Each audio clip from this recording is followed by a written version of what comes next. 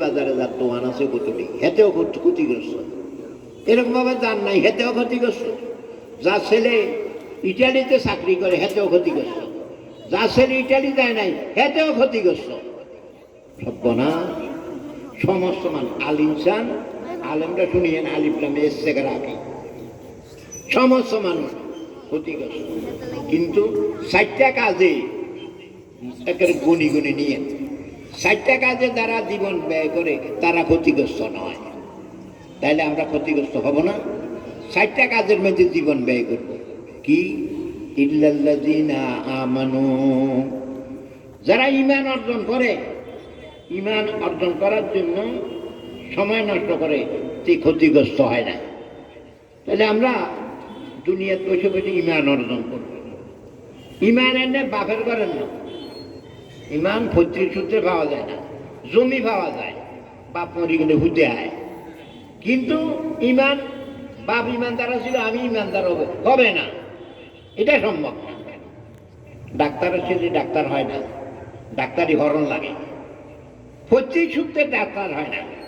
আমার আপনার ডাক্তার ছিল, অথবা আমি ডাক্তার আইও ফিক্সেশন লিখে দিই, হারামও যেত। আর মাস্টারের ছেলেও মাস্টার হয় না। এতে যদি কিছু না হরে এতে কি মাস্টার হয় নাকি? ঈমান ইবাদত এটি পৈতৃক সূত্রের জিনিস নয়। আমরা কিন্তু পৈতৃক সূত্রের ঈমানদার। আমার আব্বা ঈমানদার, আমিও ঈমানদার। আমার আব্বা মুসলমান, আমিও মুসলমান। এইটি ভুল কথা না, প্রত্যেকে নিজেরটা অর্জন করতে হয়। অতএব আমরা ঈমান অর্জন করে নিব। আমার বাপ ঈমানদার হয়েছে, আমি ঈমানদার হব, জীবনও সম্ভব না। নূহ আলাইহিস সালাম নবী ছিল, নূহ আলাইহিস সালাম নবী ছিল। কেনান কিন্তু কাফের, কেনান কিন্তু পৈতৃক সূত্রে যদি মানুষ নবী হইত তো নূহ আলাইহিস সালাম রুত নবী হইল। আর হযরত ইব্রাহিম আলাইহিস সালাম জীবনও মুসলমান হইতে না। কেন? ইব্রাহিম আলাইহিস সালাম বাপ হইছে ঠাকুর, তো ঠাকুরের পুত্র ঠাকুরে না হবে, ইব্রাহিম হবে কেন? ঈমান ইসলাম এটা পৈতৃক সূত্রের কাজ নয়, এটা নিজে অর্জন করতে হয়। তাহলে আমরা সবচেয়ে দামি জিনিস ঈমান কারে কয়? এগুলি শিখবো, অর্জন করব, এটা নিয়ে জীবন যাপন করব এবং এটা নিয়ে কবরে যাব।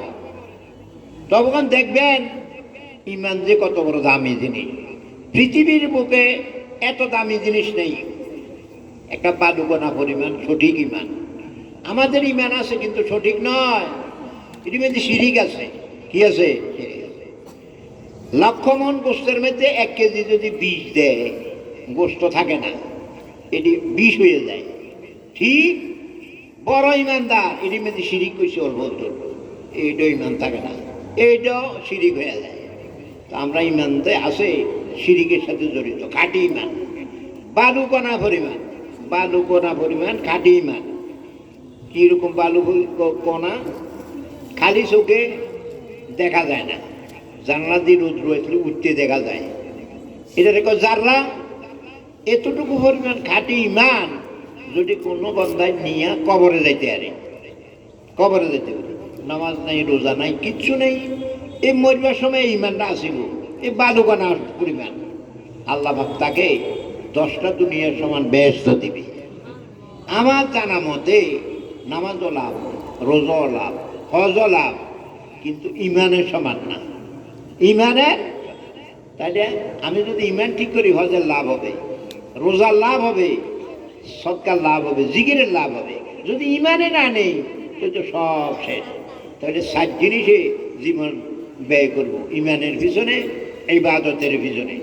আর একটা হইল আমর বিল মারুফ, পুতিরে সৎ কাজের আদেশ দিব, বাইরে দিব, প্রতিবেশীরে দিব, এটা আমর বিল মারুফ। খারাপ কাজ করতে দেখলে এটা খারাপ কাজ করিস না, এই 4টা কাজ, এই 4টা কাজ যারা করবে তারা ক্ষতিগ্রস্ত হবে না, আর সব ক্ষতিগ্রস্ত হবে। আল্লাহ পাক আমাদের